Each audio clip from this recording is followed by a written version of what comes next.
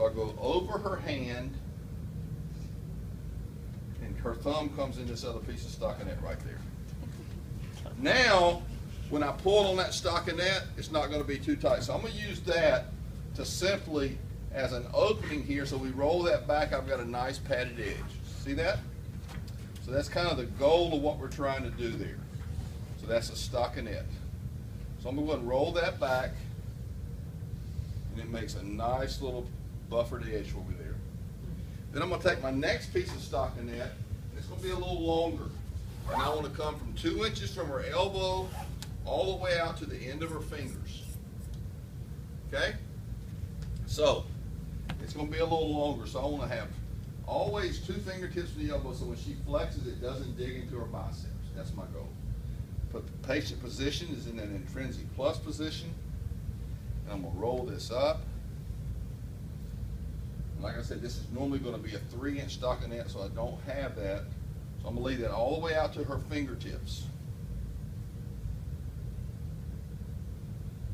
Now with any type of cast or splint, this is probably going to work out good on her. You guys, it's going to be a little tight. But please understand, we always we want to make sure this is not tight. Now you see that wrinkle right there? I don't like that. I'm going to fix that. Because wrinkles mean that could be a lesion. But I bring this all the way out here to the end of the thumb, to the end of the fingers. Come to the base of the thumb. I cut a small hole, and I work her thumb out. So now I've got my stockinette coming out. And like I said, my goal today is not to teach you the art of casting, rigid casting. I just want you to understand it. You need to have a lot of training before you ever engage this full time. One roll of cast pad.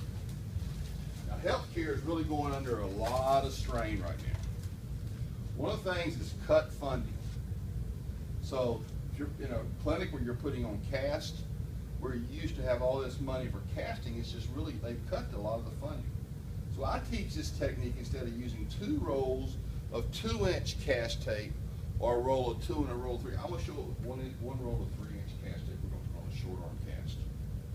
So as I look at this, I take a piece of 3-inch padding. I fold it in half, and I go right around the base of the thumb. And I want to make sure I pad bony landmarks. Look what I'm doing to her on her styloid. See that? And that's base of the thumb. So the biggest place I have complaints is the base of the thumb. So I do that. Questions? Now what are my landmarks going to be?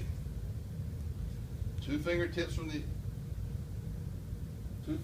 the elbow, distal palmar crease, and I want the MCP is going to be free.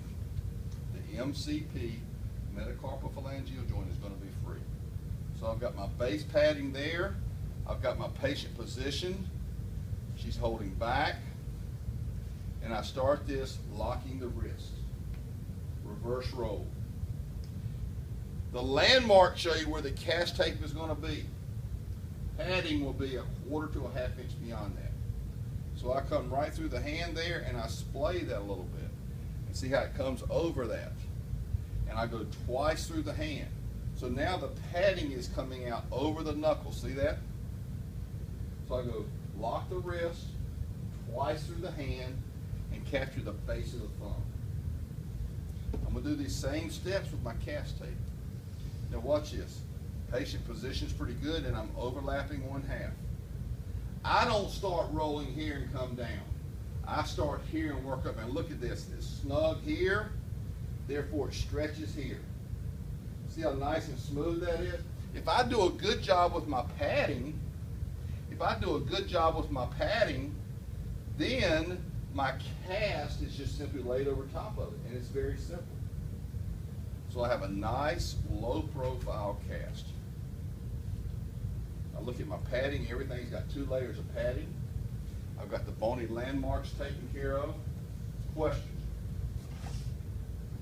Any questions?